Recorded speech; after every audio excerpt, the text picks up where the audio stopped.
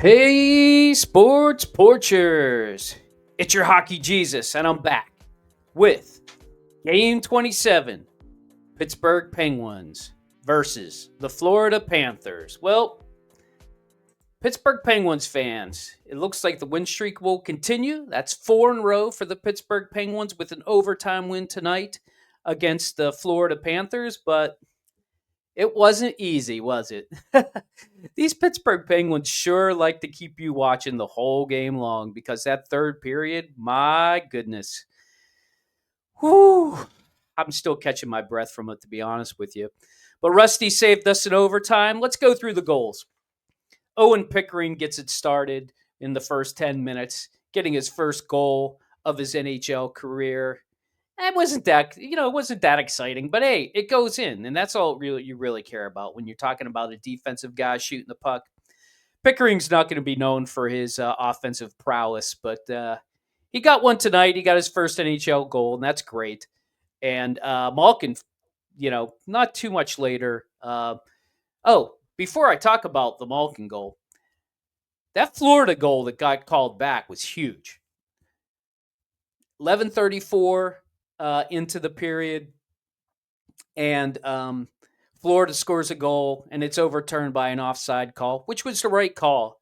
But boy, I'll tell you, those goals that get overturned like that, especially the very first one, I think it's really important for the Pittsburgh Penguins psyche because Tristan Jarry's, I think, still got a fragile ego. He just doesn't look confident at times. He looked great at times tonight, but he definitely needs to get off to a good start. When he gets off to a bad start, and he's been like this most of his career, it's not just this year. I think that was a really important goal to be overturned because once Pickering came back, I think it was like within a minute, yeah, almost within a minute of that overturn, they come back and score. I thought that was a good change of events for the Pittsburgh Penguins. And then Malkin gets another goal, finally gets a goal. Nice pass from Tomasino. I love the way that line is playing together, and I'm happy to see Geno finally get in on the scoring there. 2-1. So you got to figure, Florida's going to push back. They do get the next goal. Kachuk scores before the end of the first period. A pretty eventful first period. Hey, in true disclosure here, I did not watch the first period, and I listened to most of the second period. As you know, Tuesday nights by night, where I got to meet up with the guys. So I usually catch most of the second period, which I did tonight on the radio on the way back to the studio. So I got to see the whole third period, which was pretty much the entire game. It was fun to see Artie in the Artie. That's Kevin Stevens for you non-Penguins fans. It was good to see him in the booth and Pettersson get that fourth goal to make it 4-1. But there was just something about the way Florida was playing tonight. I just thought if they get going, if they get to that next level, you're not going to be able to stop them. And sure enough, bing, bang, boom, 3 goals later, including a power play goal. They tie it up. Jarry finally got his legs underneath him.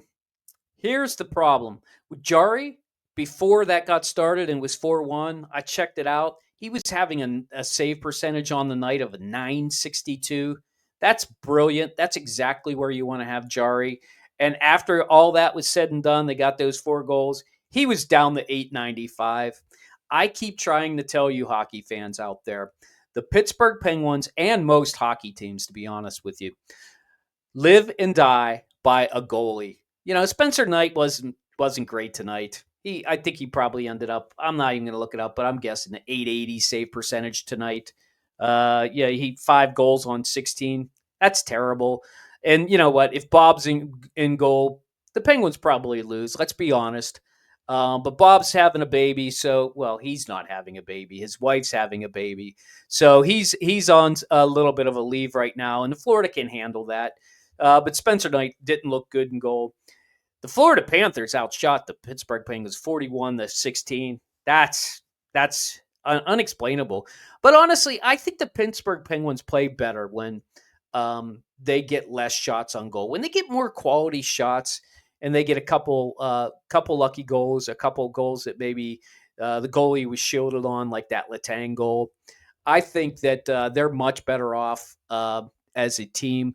It's when they push so hard, they get like 40 shots on goal and they get like 1 or 2 goals. It seems like you're just so frustrated.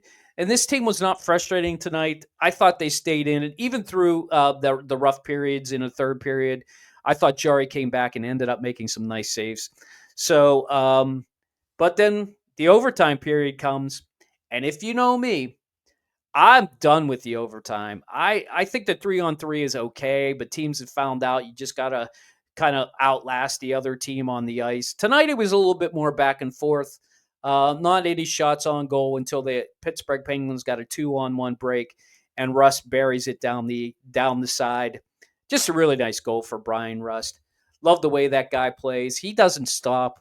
He deserves to be on the first line right now. He is certainly not the most talented player the Pittsburgh Penguins have, but good for him getting the overtime winner. He likes those overtime winners, and I know you Philadelphia Flyers fans out there are probably saying, "Well, he's no Mitchkov. He doesn't always score in overtime." But I'll tell you what, Rust has been doing it much longer than Mitchkov has, and probably will continue to do it. So tonight, the Pittsburgh Penguins are winners. That's 4 in a row, folks. I have to tell you that since Utah, they were trending at 64 points on the season. They're up to 78 points. That's a 14 point swing in 2, 4, 5 games. If they can do it again for 5 more games, they're right where they need to be. They'll be at like 90 points. But that's a long haul. Let's take it one game at a time.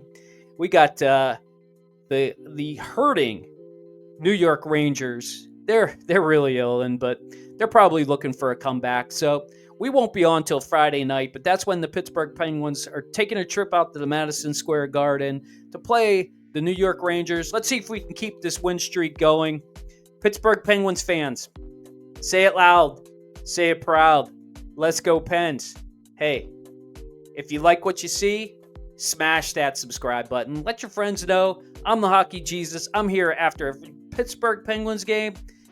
I might even give a little sneak preview of the Four Nations rosters that are coming out tomorrow. So enjoy that, hockey fans, and I'll see you Friday night.